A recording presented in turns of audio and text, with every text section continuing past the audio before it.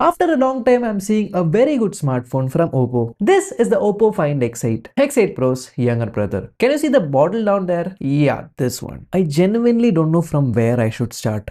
Because in every area I can see a flagship touch except a single area. The box itself looks very pretty. If you see the box, it kind of looks like a 3D gradient, and the light and the reflections you see, it seems like it's inside the box, but it's actually 2D. So they have taken that much care even from the box, their attention to the detail. Actually, the device looks very heavy, but the moment you take it in your hand, it is not that heavy. And even if you see, it has a very large camera setup, but if you see through the side, it is actually very slim. It's 7.85 millimeters thick and it weighs around 193 grams. But one thing I have to say, this has IP68 and IP69 dust and water resistance rating. So definitely when you hold this in hand, you can feel that premiumness, that well built. It's totally boxy design with a matte finish, and sides you can see kind of a brushed design, and it actually has a lot more antenna cutouts than you see in a regular smartphone. I'll tell you why it has that much so. On the left side, if you see, you have an alert slider. I mean, it can switch through 3 modes. You have a silent, vibration and a ring mode, and it's very cool to see an alert slider in the smartphone. On the back side, you can see the camera setup. They have the Hasselblad logo in the middle, and you have a flashlight on top corner, and on top of the phone you can see the microphones, the speakers and the IR blaster. In the bottom also you can see the speakers, mics, Type-C port and the SIM tray. The one which I have, the color is called Star Grey, and the device, it's not just the back but even the front looks so gorgeous. Man, the display. Actually, I'm using the iPhone 16 Pro as my primary device, and you know it has a slim bezel, right? But when it comes to this, it looks even slimmer. I mean, it looks so symmetrical, man. It's 1.54 millimeter slim. It's a totally flat and vibrant display, and it's actually a Pro XDR display. And it's just 6.59 inches, so it is actually a compact phone. You can hold it in hand. It's very comfortable. It has around 4500 nits of local peak brightness, 1600 nits of HDR brightness and 800 nits of typical brightness. And this is actually a 120Hz AMOLED panel, and the new ColorOS optimization. I mean, I did not expect this kind of a fluency or this kind of a silky feel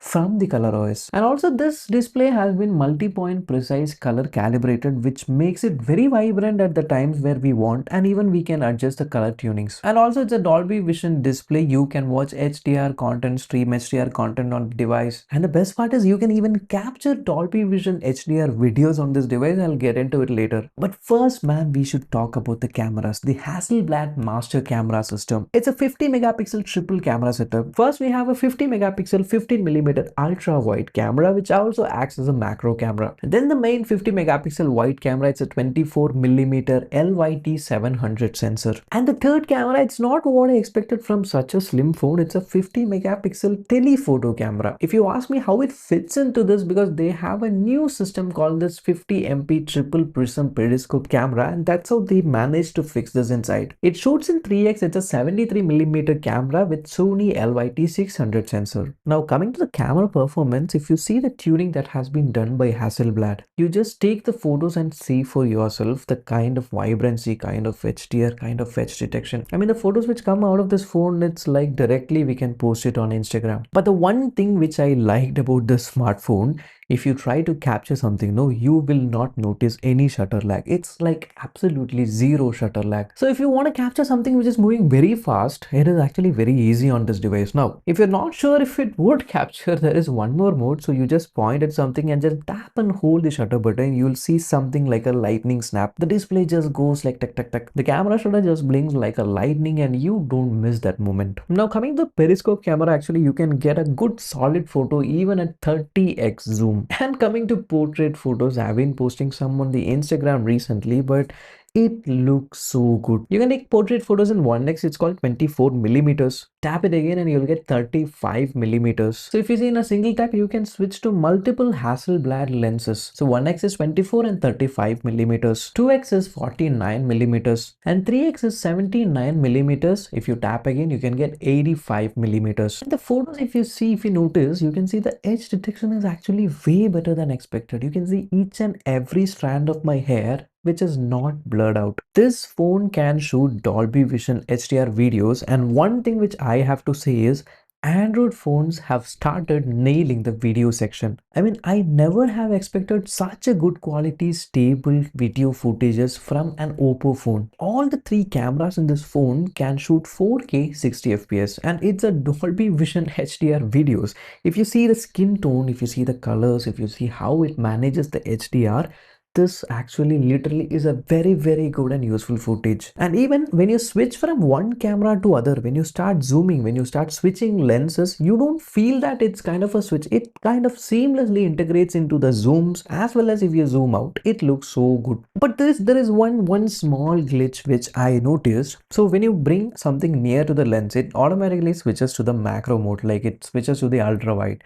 But sometimes what happens, because of the placement of these cameras, there is a gap in between, right? So you just bring something nearby, so it just detects that it's near and it switches to the ultra wide, which is somewhere a little side to the main camera. So what happens, the subject just moves a little bit side. So you try to bring it back to the middle of the camera and then nothing is in front of the main camera, so it just switches to the main camera. Then main camera is like, oh, there is something, it switches back to the ultra wide. So this is kind of a bug which I saw. Maybe it can be fixed from a software update. But overall, the photos, even if the macro photos, they look absolutely good. And the selfie, it's a 32 megapixel camera and it has a typical OPPO kind of a signature in front. And the front camera videos are also surprisingly good. It has an autofocus, so the output is fine and you can see a kind of a background blur. Only thing is the skin tone, sometimes it kind of a little bit polished so that you look a little bit bright. So not everyone might like that, but overall the footages are good. MediaTek Dimensity 9400 chipset, that is what powers this device. And if you see the Antutu score, it comes around 2.254 million. And actually this 9400 is a chipset which I have a good feeling about because it's made by TSMC's 3nm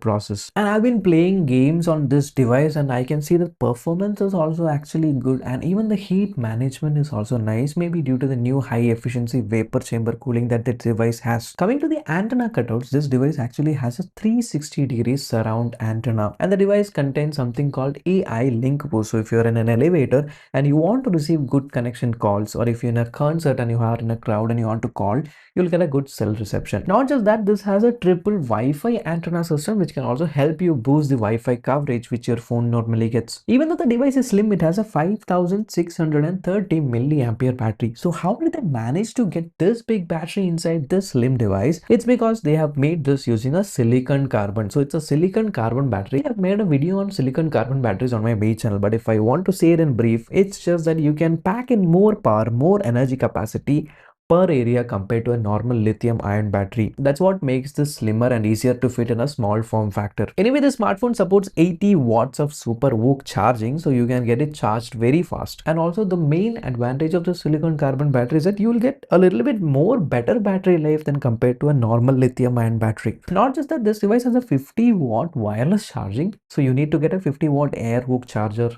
which is from OPPO, and then you can charge it rapidly through wireless mode. This device is running on ColorOS 15, which is based out of Android 15. And I'm not sure if it's because of ColorOS 15 or because of the new X-axis linear motor in this device, this haptics feels actually really good. The entire UI, they have implemented subtle haptics everywhere. So you scroll up and it just ends, you can get a subtle haptic there. You increase the brightness, you'll get a haptic on how the brightness is increasing each and every turns. Kind of it's integrated everywhere in the UI, and it's called OHaptics. It is actually making my haptic experience really good. I really enjoy the haptics on this phone. And also in the ColorOS, if you see the animations, right, they are really good. I mean, you can see the parallel animations happening. If you try to open multiple apps simultaneously, when one app is closing, the other app's animation is already started in the background parallelly, which makes the visual appearance so good. And even it has a new flex themes option, so you can kind of set these kind of lock screen wallpapers, etc., the ones which have the cool 3D effect. But in the beginning I told, right, there is one section which makes this not so flagship, that is the third-party applications this phone has. So if you get this phone, you have to spend around 5 to 10 minutes just cleaning up the third-party applications and installing them. And if they might have avoided this in such a flagship device, it would be a true flagship phone. Now coming to the AI features, it's called AI Remaster. So if you go to the Photos app in the gallery, you can see there is an AI eraser. So AI eraser just erases using a generative fill. You can even enhance the clarity, you can even unblur this, and if you have a reflection, it can also be removed. And you have an AI toolkit which has a summarized feature for browsers. It just reads out using AI speak. You want to write an email, the AI writer writes it for you. You can transcript an audio recording. You have a notes app which summarizes the notes. And one thing which I really like is a circle to search. Because of the collaboration with Google Gemini, you have a circle to search here, and this is actually a very underrated feature. Once you start using the circle to search, right, you will miss it if it's not there. And also one interesting thing, if you try to share something from this phone, there is an option called share with iPhone. You have to download and install the OPPO Connect app in your iPhone, and then you have to just send it, just connects to an automatic hotspot and things like that. It's kind of like an old extender if you remember, but it's fast, it's reliable, and you can actually get the data to your iPhone. Good. It has a 4 years of Android updates and a 6 years of security updates promise, and I turned on the phone, I actually got 2 updates. So the update is coming. You have a 12 GB and 16 GB of latest LPDDR5X RAM and 256 and 512 GB of UFS 4.0 storage. You got the latest Bluetooth 5.4 version, and you have an NFC support. There is also an IR remote feature. The device features 4 microphones, especially if you are getting calls and noise cancellation stuffs. So overall, if you ask me how this device is, I would say from a long time I've been waiting for such a device from OPPO, and it genuinely feels something which is good. While making this video, I'm not aware of what price this was launched, but again, it will be in a premium pricing. But definitely this device, whether it be the camera, the hardware, the build, the feel, the display, the haptics, everything feels a little bit different from a normal OPPO phone. If you found this video interesting, do drop a like and comment, and if you haven't subscribed, do subscribe to the channel. But until next time, bye bye.